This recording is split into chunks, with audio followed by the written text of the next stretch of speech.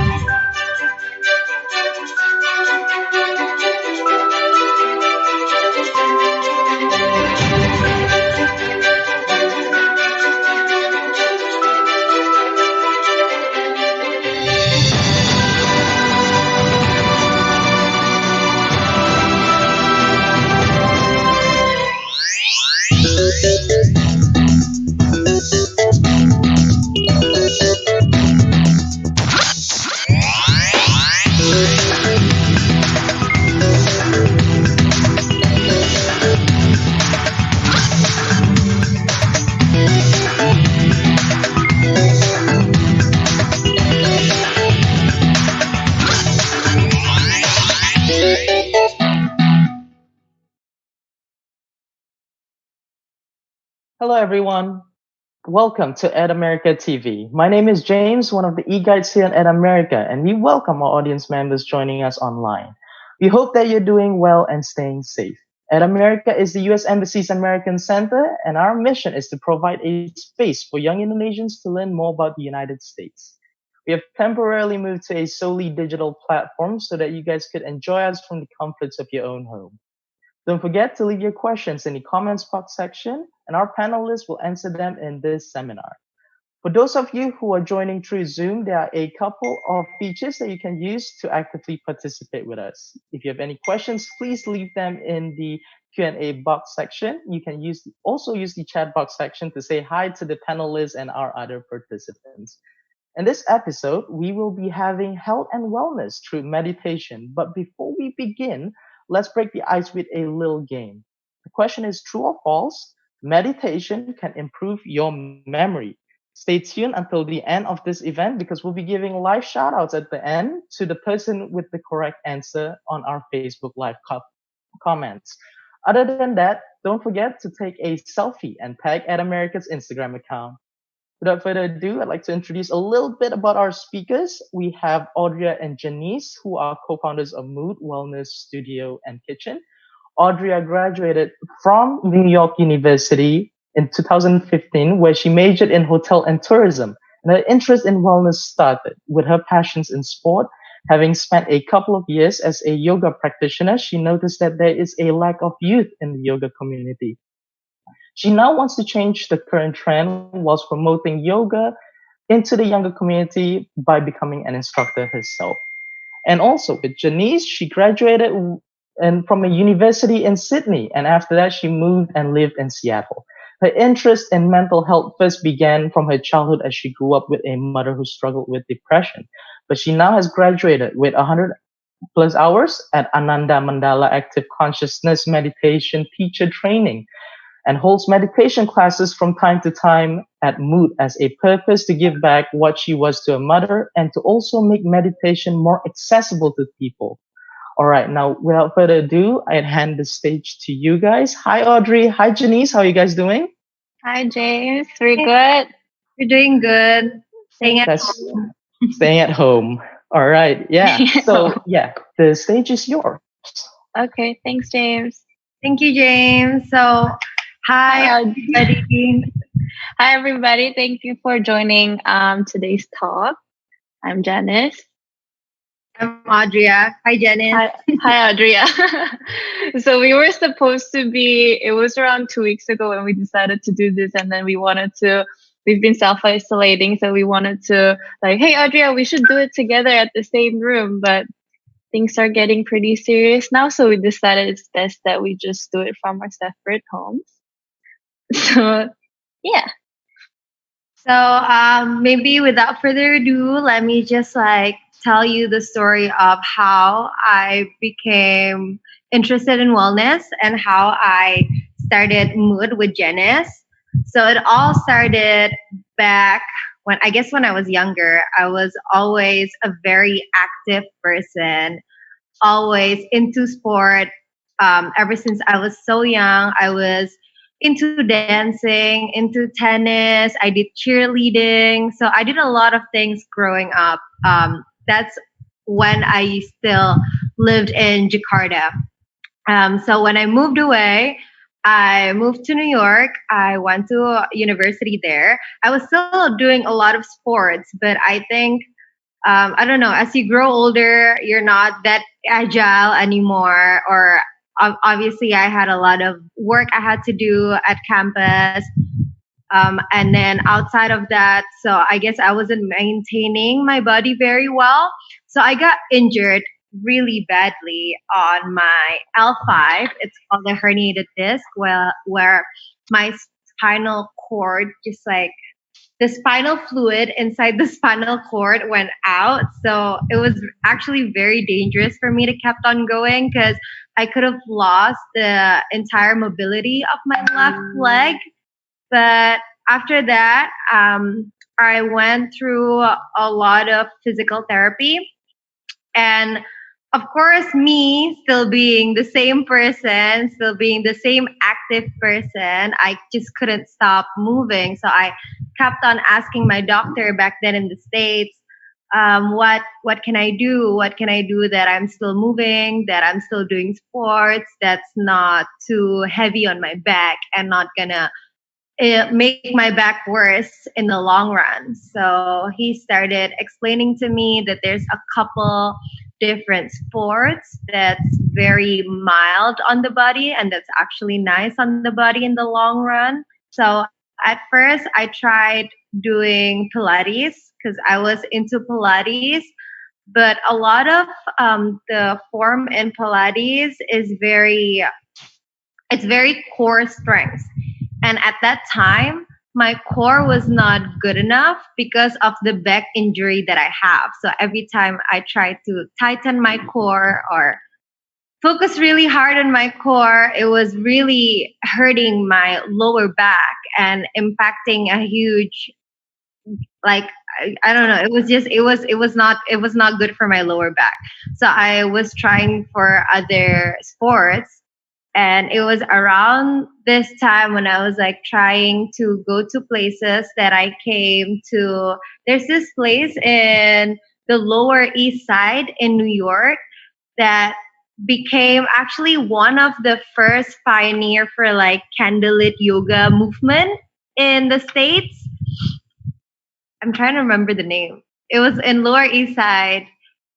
Anyway, I went there one summer. I went there because my friend actually told me like, oh, Adria, you should try this. It's not a hot room yoga, but it became a hot room because of the candlelit. So I went there. It was nice. It was actually one of the teacher of Alo Yoga that taught there. Sutra was it? Yeah, it was with Talia Sutra. So it was really good. And what I find was that, oh, I really like this sport because it encompasses a lot of the things that I was doing since I was young. It has a lot of dance movement, a lot of like cheerleading movement, flexibility, but it also encompasses a lot of strength. That's how I got really into it. And without me realizing, I started focusing on it day to day, and then days turned into weeks, and then weeks turns into years that I've been practicing yoga. And there is one thing that is so funny that my dad told me. My dad suddenly came up to me after 1 year of doing this, and he was like, you know what I realized? Ever since you started focusing on yoga, you don't get angry as often. And I was starting laughing because, oh, really? I didn't even realize that when I was practicing yoga every day to help my back, because it was like one way my form of physical therapy. I was also training my emotions. So that was something that really struck me and like inspire me to be okay. I guess there's another thing in yoga that is a lot more than just sports. Yeah, definitely. There is a lot of mindfulness in terms of how even the instructors lead a class. It always starts with they don't try to push you so much. They're always towards listen to your body. If your body needs to rest, you don't have to keep following the class. You can do the pose that leads you to rest. So definitely a lot of mindfulness. Maybe we'll have this talk as like a kind of question and answer to each of us. Aku pengen tahu maybe so definitely you kept saying that New York when you're living in New York that's how it inspired to get into this industry, this sport or Yeah. this yeah. So how would you say looking at how would you say that your experience of those having been started or having started from New York and then coming back to Jakarta and how and then we met and then all that. Maybe Yeah. you can say it. Okay. And by the way, we've been friends since middle school, so we've pretty much been friends 15 yeah. 10 years. So that's how it started everything. A little Oh, yeah. background of me and Janice, I guess. We were friends. We went to the same middle school. So we were friends since we were 13 years old. But she went away for high school. I went away for high school. So it's not that we grew apart. It's just we're not in the same school anymore because she was abroad and I was also abroad. So we kept in touch in terms of like messages or every time we came back to Jakarta. But yes, going back to your question, definitely I felt there was a major difference in terms of market. Is that too business like to talk about it in the market? Or I guess in terms of the yogis who come there. Because when I was practicing abroad, I was practicing with a lot of my peers. So a lot of my friends would join, or I would also meet a yogi or practitioner that is somewhat not too far from my age. And I felt like that's how I feel like I could push myself more or I feel more comfortable when I'm practicing because I see a lot of my peers or I see a lot of people who are like my age. So it's nicer to practice in that kind of situation, I guess. So when I came back to Jakarta, I also was practicing in a lot of studios here. Um, what I found was that a lot of the times when I was practicing, I would be practicing with my friend's mom. Yeah. Yeah. So I mean, it's not changing the way I see my practice. It's Yeah. still the same kind of journey. It's just I don't know. It's just a different feeling when you go into the room and you're practicing and you're like, "Hi, Tante. Hi, Auntie. How are you?" I guess definitely. I still remember when we're like, oh, yoga before Mood opened. We're back in Jakarta finally for good, and then we're catching up. Oh, let's go yoga, and then we used to go yoga together. So every time we go to some this yoga studio, it's like we realize, and then that's how Mood and everything started because ourselves we were into also the community. We're actually practicing together. And then one night I still remember we were eating dinner together and it was like, oh, don't you feel like there should be like a more younger community? Or I feel like a lot of the times because a lot of yoga studios here is very yogi in a way that it gets intimidating for newcomers to come in because it feels like, oh, I feel out of place, I don't belong here. So that's how our conversation started that became Mood at the end. So I think it's very interesting. Like, if I would have to add, is always like, of course, definitely when you go overseas and when you study overseas, compared to Indonesia, unfortunately, some countries are more developed. In that way, we do see a lot of businesses, a lot of anything that we can be inspired from. We can be like, oh, that would be so great if they had it in Jakarta. Also knowing that our generation, which we're millennials at the end of the millennials, but yeah, somewhere around 1990, 1994 until 1998, well, maybe 1994, they're already all coming back to Jakarta, and there's actually probably a want for having that type of lifestyle that they had overseas to bring it back here. So I guess that's also one of the reasons why we thought that it was appropriate at that time, last year when we opened it. So yeah, I guess learning from when our experience in overseas, going to uni there, definitely does help a lot in bringing fresh ideas and also the experience of being out of comfort zone and seeing all those, and yeah, wanting to bring it here. I guess is always a process of learning from each other, per se, how overseas or other countries can learn from Indonesia, which is our culture, which is our craftsmanship that they bring it over there. It's a lot of these things, I guess, that incorporated into how we started Mood. Yeah, I would also like to note that one thing that we try to do kind of, I guess, differently in Mood than other yoga studios here is other the fact that we try to push it more towards the younger crowd or the younger generation.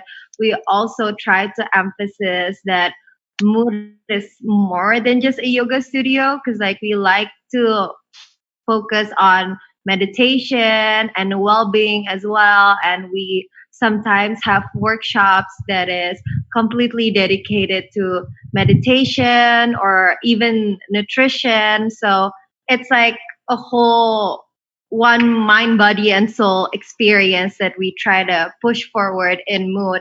And I would also like Janice to tell to you guys about her background and her story, because she definitely is more into the meditation aspect of this, and she was the one who like brought it and pushed it forward in Mood's success, I guess, in terms of meditation.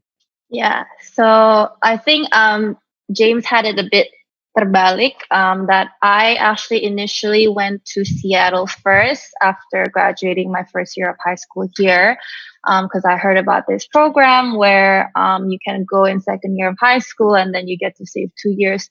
So I was there for a year. Unfortunately, my mother passed away due to depression, so I had to come back. And that's actually one of the main reasons why I got into the wellness industry.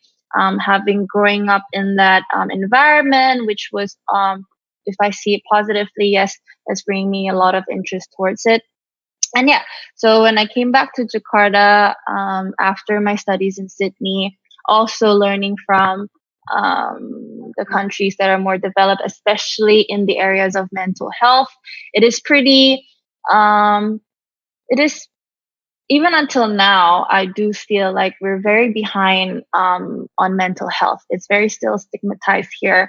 I even heard that we're not 100% sure how much suicide rate is here in Indonesia, because it's so stigmatized to the point that when obviously someone has committed suicide, the police would say that it was a poisoning accident.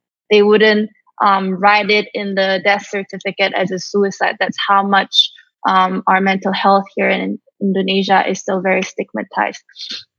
So coming back here from my studies overseas and having seen like the hotline that they had, the suicide hotline, or having these government-run organizations on mental health and how they're actually putting money into campaigning about wellness and yeah, all these stuffs was very eye-opening when I came back here. So definitely through talking to Adria about yoga, wellness, our own, curhat about our own problems. That's how everything kind of added together, and then that's how it started. Yeah. So I guess, yeah, that's how it is. Like, you would definitely, I think, I'm not sure our attendees are coming from which perspective, but in terms of understanding. Yeah, definitely. Passion needs to be there. But I do also feel like even when we're working at Mood, not every of our job is something that we enjoy doing, but we have to do it because it's something that we want to. So I guess um, one of the insights or ideas that can be taken is that yes, definitely there needs to be a passion, but also coming to it understanding that you'll be doing a lot of other things that you don't enjoy. I see a lot of younger millennials complaining about, oh, I'm gonna quit my job after 3 months, saying why? It says like, no, I don't feel like I'm not doing something that I like. I'm not doing. So I feel like that's also a good idea to understand that sometimes you have to do the things that you don't like in terms of you to get to where you are. And it's not a quick process. Even us, we've been talking about it for, I think, a year before we actually started to open Mood and actually ideas coming in progressively and properly, right? Yeah, Yeah. for sure. I guess, yeah. Yeah, I'd also like to, I guess, kind of emphasize in the importance of like meditation through every day. I know some of us, especially in Indonesia, we're a very religious country, regardless of what religions you have. And actually, meditation is kind of already embedded in your religion. Religion. I don't, whether you're a Christian or a Catholic or a Muslim, there's always some sort of meditation in your prayers. Yeah, Whatever I do agree.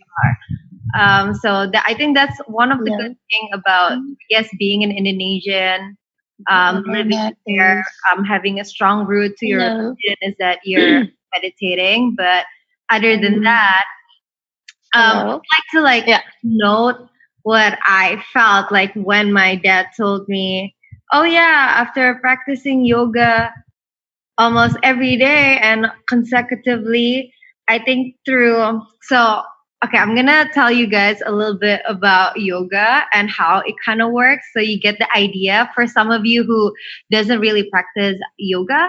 So I guess, yeah, we can, sorry to cut you off. I guess we can now share about the benefits of yoga. let me Yeah, share about Audrey, I the will share. benefits of yoga.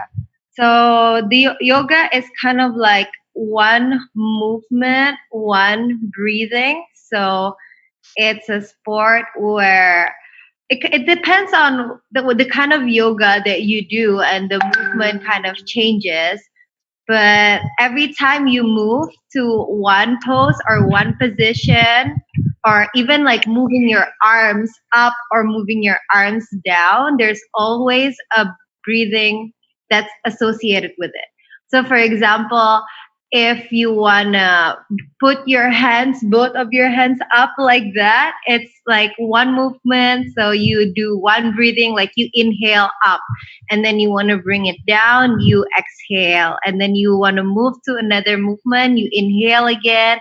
So it's a very focused, one breathing, one movement kind of sport.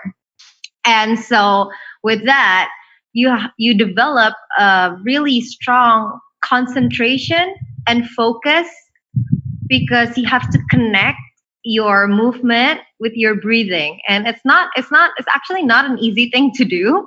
And for me, sometimes I feel like lose that one movement, one breathing, because sometimes like you're keeping up with your heart racing or like your mind is somewhere else and you're like, oh, where do I need to move? Oh, where is what's my breathing? And then you ended up with like a really like long breathing or like really fast pace. So when you get to the point where you kind of feel like you can control your breathing, that's when your focus and concentration is 100%. And it's also the time when you let go of a lot of things. I know it sounds like a bit of like meditation, but it's not. It's like sometimes you're pacing and then and your heart rate is really pacing and then you have to keep up with your slow breathing, so you have to let go a lot of thoughts, let go of a lot of things. I guess that's what the meditation aspect came in my yoga practice, and that's how I was kind of able to control my emotions. And it's really interesting for me because I never thought that I was an angry person before this. I guess I was because my dad was really shocked that I don't get angry often. My emotions were pretty flat. So I guess it's nicer because, you get to control yourself more. You get to control your body and what you're thinking and your emotions. So I think that's good. I don't know how it is for you, Janice, because I know you do a lot more meditation than I do. Yeah, I guess it's more that because the yoga itself, it encourages us to kind of understand our breathing and also where our body is. Even though we're tired, we can try to understand that you can slow down. You can still be very mindful about how your body is moving, the balance, how you're standing up, how you're feeling the ground. And I think that's also a part of meditation, actually. Well, what yoga is basically about. In meditation, we need to learn how to feel our body, which is basically apa ya, a turunan from understanding of our awareness of our body, where we are, because we're always distracted. We're always distracted, even when we're exercising, even if we're doing something that's really fast, we're not actually being very mindful about, we're not being present. So by actually doing yoga, being present and doing all that, that's actually a lot of tips and tricks on how to deal with your anxiety better, deal with your problems better, because we're basically practicing our awareness so that when we're outside of the studio or when we're outside of after practicing our meditation in our daily life, we have trained our mind to always be mindful in how we see things. So even if unpleasant emotions comes across suddenly,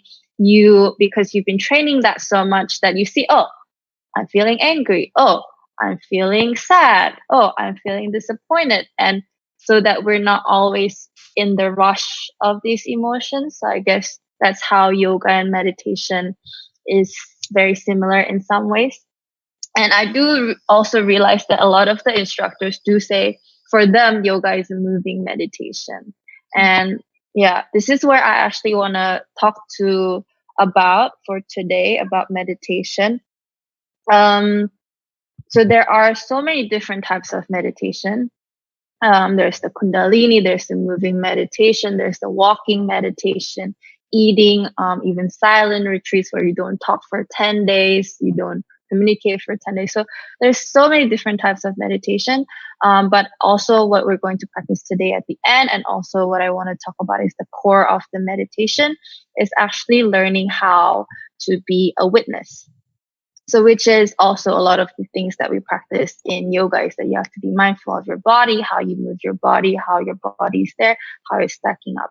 So, despite all these different types of meditation where we're practicing maybe healing on depression or grief, there's always a core to it, which is pretty much learning how to be a witness. So, it's witnessing the quality of our watchfulness towards our breath, our body, sensations, thoughts, and feelings.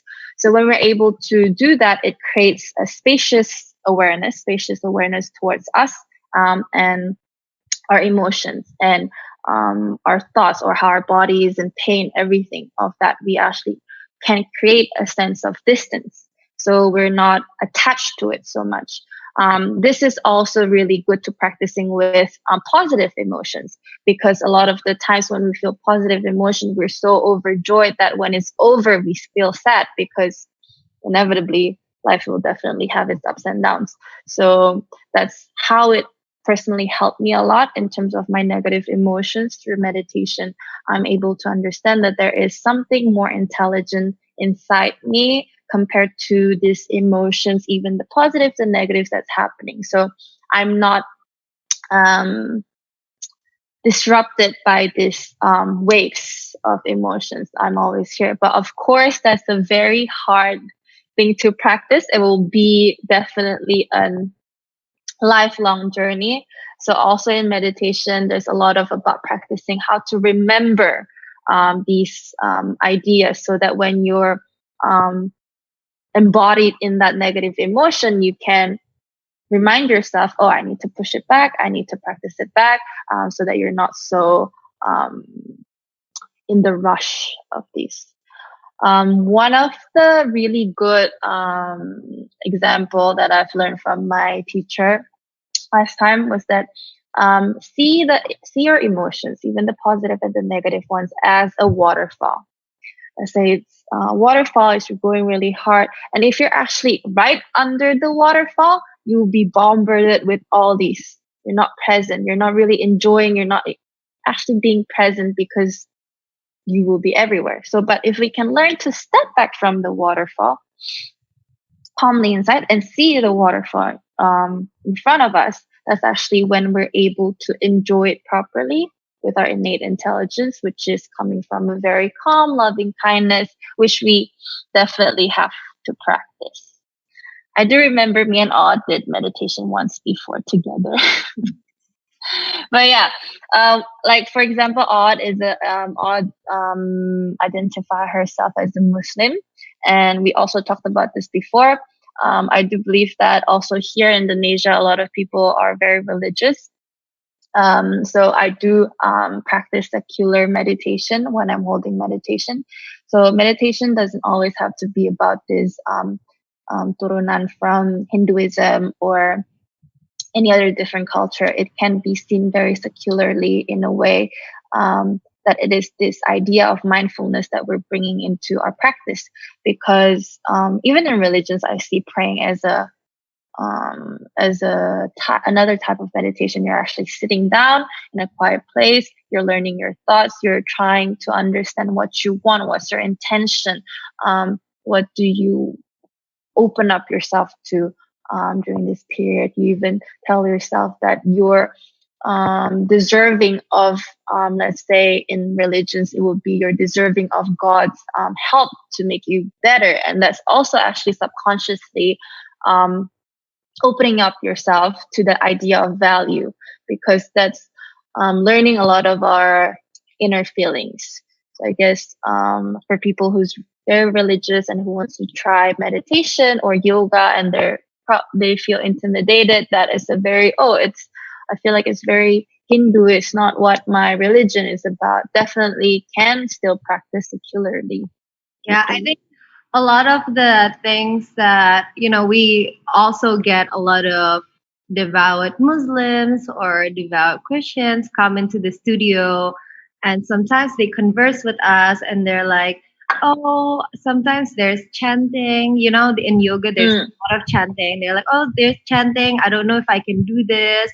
And they're kind of like confused whether they can go in there, or are they betraying their religion, or are they saying things that they're not supposed to. Well, I always go to them and I always explain that yes, the chanting is in Hindu. It doesn't really mean that we're praying to their gods, because sometimes it just means like be nice to other people or bring happiness to us. But if you don't really want to say it, and I say this to a lot of people who like come into yoga studios and they're confused, if you don't want to say it, just make sure when they're chanting, you're just doing your breathing. Because the most important thing in yoga is your breathing. If your breathing technique is not there, if you forgot that you need to be breathing with your nose only and not your mouth to keep your body warm, then I think it's hard to become a full practitioner and to become like really really good at it, because a lot of things in yoga focuses on the breathing. So when you go to yoga classes and there's a lot of like om and you're not sure if you should do the om, don't do the om, just do a sound vibration in your throat. Yeah, just like do and that's completely fine. And it's definitely one of the things you can do if you're doubting yourself, or if you're having this dilemma whether or not you should go or not. Because we do understand we're a very like religious country, Yeah, I think the other way to also look at it is the mantra. So a secular approach towards mantra in meditation or in yoga is that you can see it as you don't have to put meanings behind it.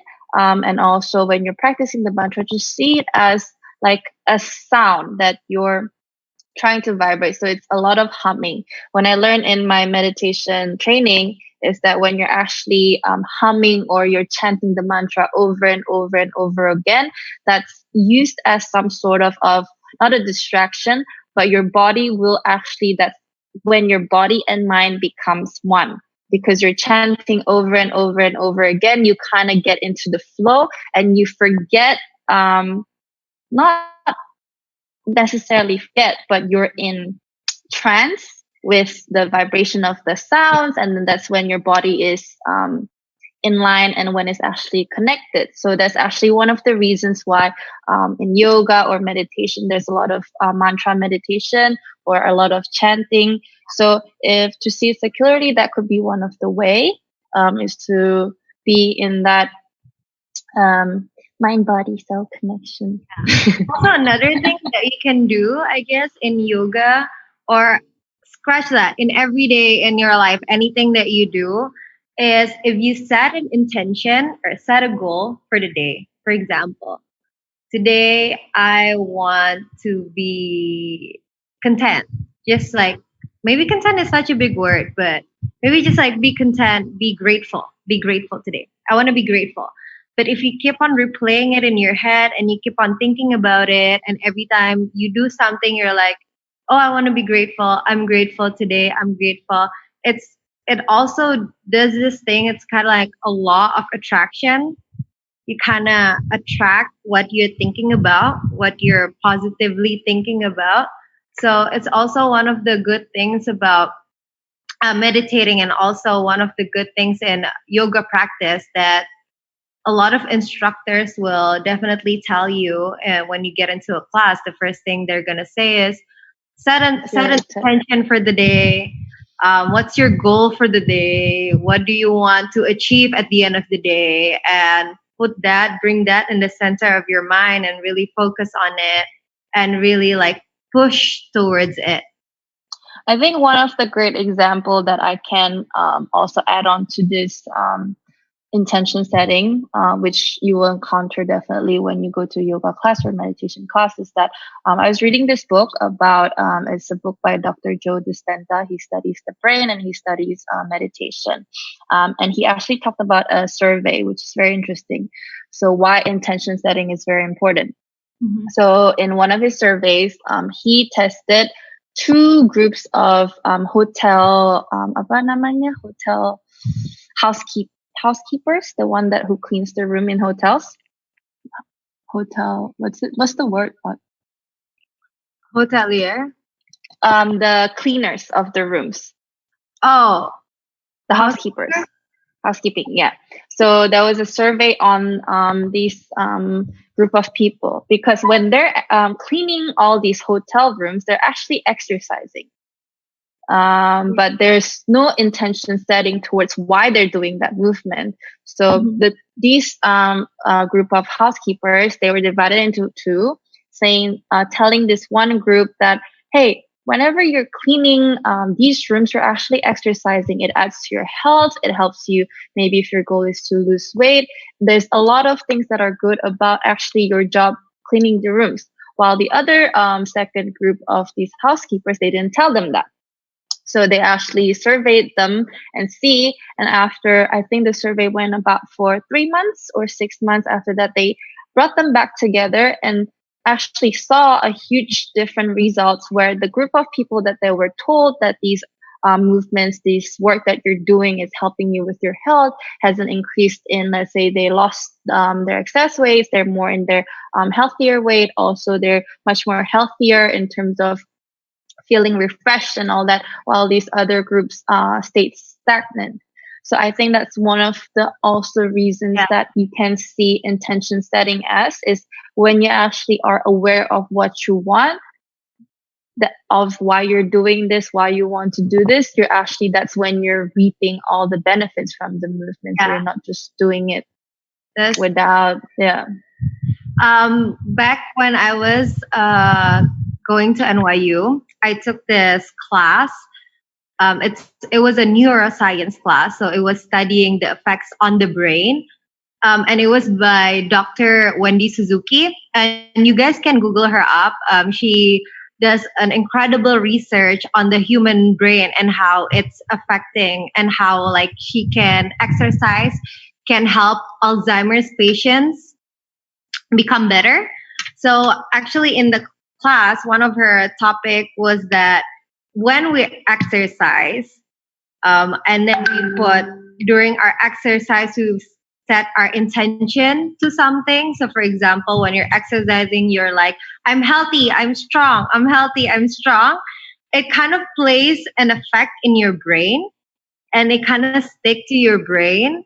And if you want to like look her up and you want to ask me more about the scientific stuff, you can ask me later on, because it's a long story. But the point is, her research found that when you're exercising and you're putting good intention and you're saying that intention out loud, or if you're just like putting it in your mind, it's gonna happen. And what she found out is that it can actually happen people with degenerative disease, so like mental disease like Alzheimer's. It can help them get better in the long run. So that's something that's really good, like intention, setting an intention for the day. Yeah, I do agree. So yeah, I think it's almost 1:40. Maybe I'll recap more about the benefits of meditation and health and well-being.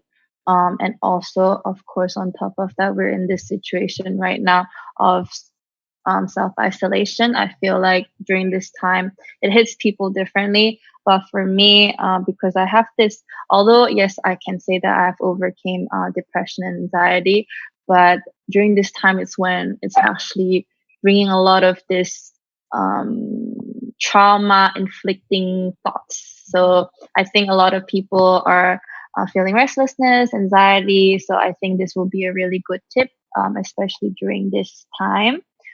So a quick benefit of meditation is that it builds an inner capacity to be with a wider range of both pleasant and unpleasant and neutral feelings, because we're always practicing awareness through witnessing.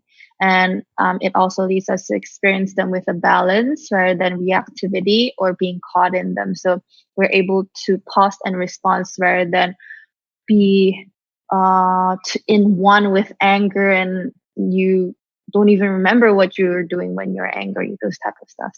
And also one of the benefits is that studies at UCLA by Cleve Saron, so forth, depicts and describe increased emotional balance and resilience that comes as you train mindfulness meditation, and as you actually become able to be with the whole of your feeling life. I do really agree with this, that we're living in a very feeling life. We're a lot of the times we're very driven by our emotions. I feel angry, so I do this. I feel sad, so I'm gonna watch Netflix the whole day. I feel this. So we do live a feeling life. So, and also it's inevitable. We will have pleasant and unpleasant feelings towards our lifetime.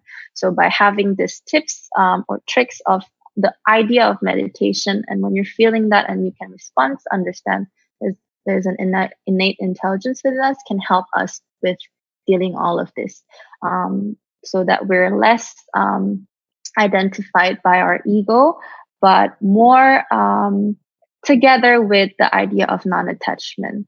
We're trying to practice a lot of the things is non-attachment towards these things, because if we attach our stuff to even people or to objects or materials when they're gone, or even your beauty, definitely at the end of the day you'll be old, or at the end of the day the object might be broken, or at the end of the day the person might pass away. So by practicing a lot of non-attachment, not to just things or people, but also to your emotions, can definitely help in the long run. So we're able to come with it in a more balance and with a lot of more equanimity.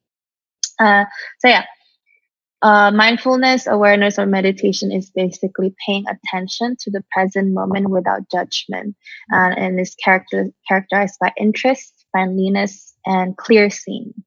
Um, so it's a lot of it is the practice involves coming to our breath. When I was doing meditation initially, also in Sydney, when I was doing it, I remember this monk told me, first, before you get into any other types of meditation, you need to kind of master you coming into breathing first. Which I also want to talk about, breaking the myth. A lot of people think, oh, I cannot do meditation. Meditation is not just for me. It's not my thing. I cannot quiet my mind. But the truth is meditation is not about quieting the mind, because our mind by nature is designed to think, to grasp onto sensations. So when you're meditating, definitely you hear something and your mind will definitely go to it and judge it. Oh, it might be someone, or it might be that. That's called our monkey mind. And when we're able to do that, that's actually, when we're actually doing that, that's just how our mind is designed to be. So when we're meditating, the whole idea of it is whenever you feel that, practice, realize it, that you're feeling, your monkey mind is blabbering again. And it's just training a little puppy. Hey, come back again. Come back to your breathing again. So it's not really about how quiet your meditation is, but how your meditation is going well, or if you're trying to judge it, or how was my meditation, is basically learning the quality of our watchfulness. How is our quality? How is our relationship to when I was bringing my mind back to my breathing? Was I angry? Was I judgmental towards myself? Was I annoyed that I kept thinking everywhere? So it's actually just being aware of, oh, I'm annoyed. Oh, I'm feeling like this. And when we're able to do that, that's also meditation. So it's not really about quieting the mind. And one of the things that I also want to say is the quote. It says, between the stimulus and the response, there is a space. And in that space is your power and your freedom. So even when we're doing yoga or anything in daily life, you feel, pain. And you don't always have to respond to pain. There's the stimulus of the pain, and there's response, but there's that space behind, how should I respond to this pain? Can I still hold it in? Can I still be with the pain? Let it not disrupt me? Or a lot of other that. And during that space is when I feel like people find their power, people find their strength, and their freedom. So that's a lot of the things that we do practice in meditation. If I put it really simply for also our attendees today, is I think you can also write it down if you'd like. So the first one in meditation journey, let's say, try to practice your anchoring. So the breathing, coming back to breathing. The coming back to breathing can be your breath through your nose and out. So it's the sensations, let's say the warmth, the cold, or the itch that you feel at the back of the throat as you breathe in. Or the anchoring can be your body. It could be how your hands are touching your knees, or how the gravity that you feel as you're sitting down, that could be your anchor. So whenever you're meditating, and your mind starts to wander, just try to understand, admit that it has wandered. Basically, it's training your puppy, training your little monkey mind. Come back again, but you can find the choice of your anchor. Come back to your breathing or your body, whichever is more accessible to you or whichever is more comfortable for you. And then the second part of meditation usually is practicing the awareness and bodily sensations. So practicing the space between us. Let's say today I'm going to practice the space. You're sitting down. Try to also feel yourself here and the wall towards the most front of you. Try to feel your right shoulder to the most right hand wall, or left and the back, and try to see where you're sitting down in this room. Where are you sitting down in this earth or in this country? How your presence in terms of our human nature. That's a lot of awareness that we also practice in meditation. And one of the most important thing also is recognizing our emotions. Um, we need to also understand through meditation, we can also practice naming our feelings. That's one of the things that I do in meditation too, is to be more aware of emotions, because sometimes there's an example of someone, even if they're jealous, they get angry. Even if they're sad, they get angry. Even if they're disappointed, their way of coming out of it is anger. So by actually recognizing or practicing recognizing our emotions, is that we're able to respond to it better, because we understand why better. We're not just angry, but apparently we're disappointed, and it shows a lot of vulnerability to you. And in that strength, you can actually connect and get help if you need to. So I feel like that's one of the other point. Um, and a lot also in meditation is also finding your resourcing of your loving kindness, because there's always that kindness inside us. Um, Through meditation, you also explore. For me, it's putting my hand on my heart. So when I'm sad or when I'm overwhelmed by my emotion, that's my resourcing. I do that. And a lot of others resourcing could be saying a mantra, praying, or talking to a mother or your father or someone. That could be a point of resourcing. And we usually we kind of dive deeper into it through meditation also. And yeah, it's also definitely practicing witnessing a lot. So I guess we will do a quick meditation before we end the talk. I think we can do a quick 5 minute, because before we wanted to do 30 minutes and then it became 15 minutes. But I guess I want everyone to kind of just apa ya bilangnya? I just want everyone to kind of feel how it is when we're practicing coming to our breathing and our bodily sensations. So that's what we're going to practice today, the idea of witnessing. So, Audrey, will you practice with me? Yes, I will. Hello. Yes. Still here. Hello. I think there's a bit of a...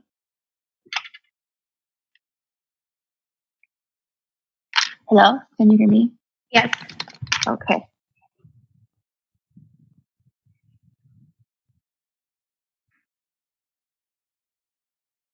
Okay. So let's do quick 5 minutes of meditation where we're going to practice basically the witnessing of it all. I guess Adria can practice together with me. Yes, I will. Okay. So in meditation, definitely, you don't always have to do this, or you see people doing this. That's not the whole point. Is that you find how you're most comfortable. It might be your hands on top of your knees, or your hands facing up, or whichever. You can even place your arms here, but you want to be comfortable. And also, one of the reasons for meditation is to always be sitting down, not sleeping, is because the whole point is that we want to be aware of how our minds work. So whenever we meditate when we're sleeping, we tend to fall asleep, and that's not what we want. So we sit down. You can have your back pressed against the wall if that's more comfortable for you, but at least have your spine always erect. So there's a point of dignity in it. So let's all slowly close our eyes. Let yourself find a way to sit as we have, with a sense of presence and ease and alertness. Now in here, we'll take 3 deep breathings ins and outs, just to calm ourselves even more, to relax our body and mind. Take a 1 deep inhale with me, and a deep exhale.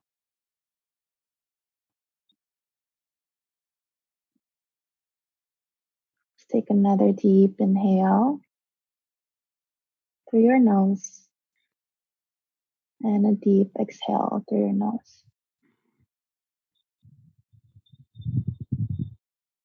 For today's meditation,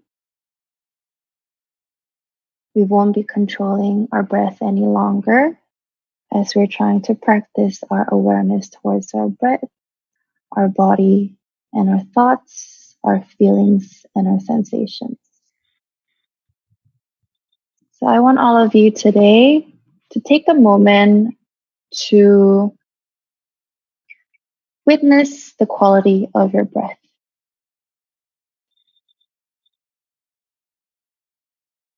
Is it fast? Is it calm and slow? Or is it a bit disturbed?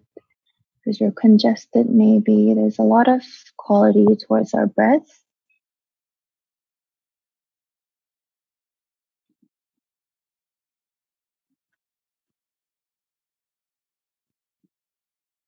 Now let's try to understand our anchoring towards our breath.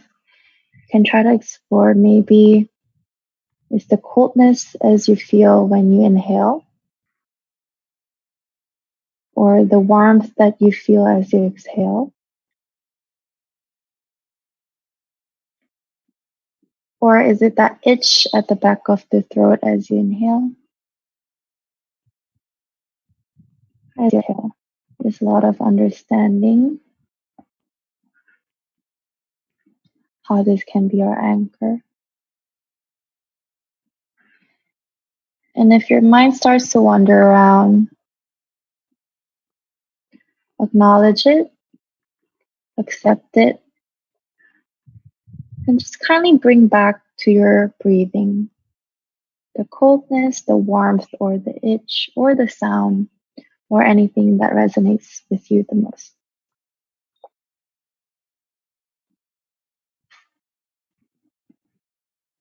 Now you can also do a quick body scan to understand and be more aware of our body as an anchor. Try to place your focus or attention towards the gravity of how you're sitting down. You can try to actually feel the gravity of the earth and your body stacking up.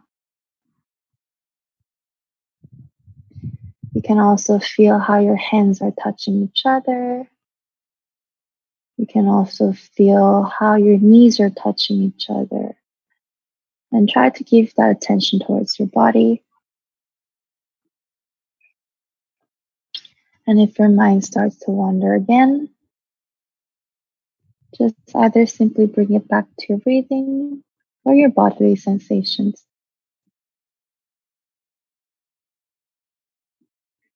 So it is a lot of this in this practice of keep coming back in and out, so that when we're in our wakeful state, we can be in this meditative state a little bit longer, and we can practice it into our daily life.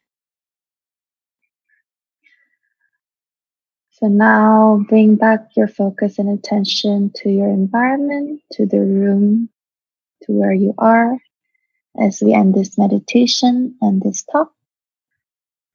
Now gently rub your palms together and now feel the heat. And this is how I like to end my meditation every time, is actually feeling the energy of the heat and gently massage your face as you slowly wake up. It's a really good kind of thank you to our body and our mind.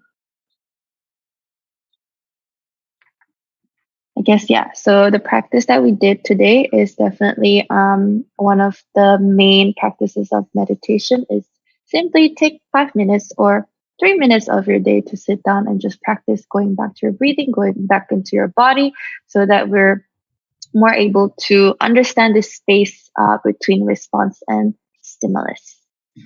I think we're right on time. Yes, thank you, Janice, for the meditation. Yes. Do you want to add anything, I guess, before we end? I think one last thing that I want to add is maybe sometimes it's hard for you to sit down and find a space where you can just be by yourself. I know, especially with self quarantine, you have a lot of people living with you, for example, and you cannot find time for yourself. Maybe always just like in the back of your mind, always set an intention for the day and focus on that. Maybe that will be your kind of meditation on the day. if you just have set a good intention for the day as well. So you kind of don't want to forget about that. Yes. Okay. Thank you, everybody, for joining There's together. a question What is there? from Desi. So Desi said she has a problem in controlling emotion. It happens because of maybe Janice, you want to kind of help Yeah. with that? What kind of meditation I should take? It happens because of negative mind anxiety on me for a few years. I think my suggestion is I also was struggling with a lot of panic attacks and depression and very negative mind, very self-sabotaging mind. What I would suggest with that type of meditation is first definitely a lot of naming our emotion. As one of the meditations that I practice too is where you actually sit down and you also definitely, I suggest for the first 5 minutes, you do the anchoring meditation first so you're more calmed down. And when you're ready, you can bring in the emotions that you feel and you just simply name them over and over and over again without actually being in it. So if you're feeling a lot of negativity or sadness, like for example, is, oh, it's sadness. Oh, it's sadness. It's sadness. And when you repeat it 50 times, when you repeat it 100 times, that's when you create that distance between you and the emotion. So hopefully when you're in the waking time, wakeful state, you can just have a very distant emotion with this negativity, not so much overwhelmed by. So it's just sadness. But I know that within me, there's something that's more intelligent. There's the blissful state that's within me. So it's actually one of the meditation that I learned from Jack Kornfield. He was one of the first person who brought meditation to the Western world. He actually, I just did his online course also. He talked about this naming feelings and recognizing our emotions meditation. I think you can do that. So a lot of just keep naming them over and over again. You can set a time. So when you're done, you come back to your wakeful state and hopefully it can help you. Yeah, there's also a question from Anne. Good job, Anne, in practicing yoga for 6 months. Are Shavasana and meditation the same?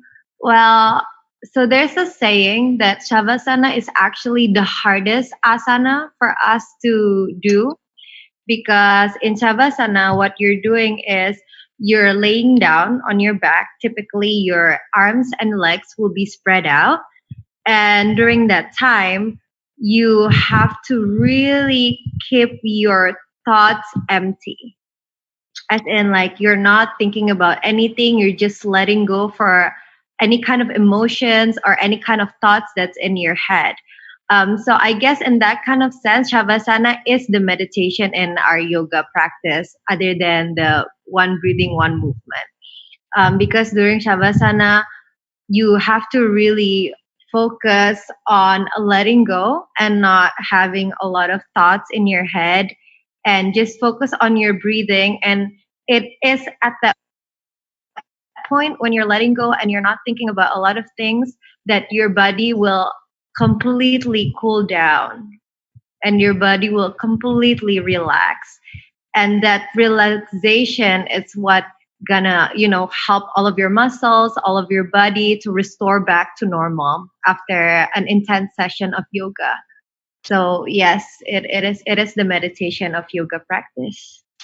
Yeah, I think also it can be a bit confusing because in meditation, for me, I was taught to not tiduran while you're meditating because you have a chance of falling asleep because we want to be in our wakeful state. So if you're comfortable with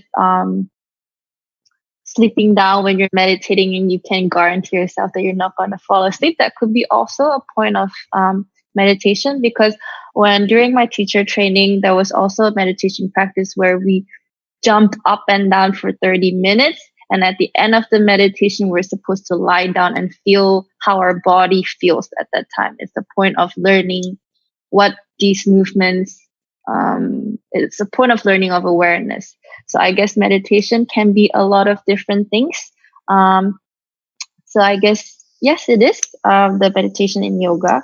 And another thing that I would like to add is even if you're brushing your teeth, this is what I always also tell people who join, who practice with me in meditation is even if you're brushing your teeth and you're aware that you are brushing your teeth, you're aware of how your hands are moving, that's already another way of you doing meditation. So meditation can be a whole lot of different things. Even if you're washing your face, you feel it, that's already basically being in the present moment. I hope that answered your question. Hi, James. James is already smiling.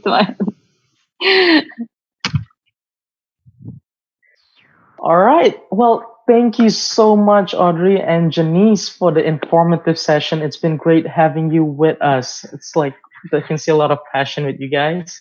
Thank you. All right. So early in the event, we asked you guys a question, true or false. Meditation can improve your memory. And the correct answer is true. It is scientifically proven that meditation can increase the cortical thickness in the brain, which is part of the brain that plays a huge role in memory and learning. So shout out goes to Argado Schwarzkopf Simarmata for answering correctly. Thank you to everyone who has participated. Don't forget to tune in next time to catch a chance to get a shout out from us. Now you may be wondering, how can I develop an awesome idea for a place like this? Don't worry, all you need to do is visit our website at www.atamerica.or.id. Select create a program and go to collaborate with us.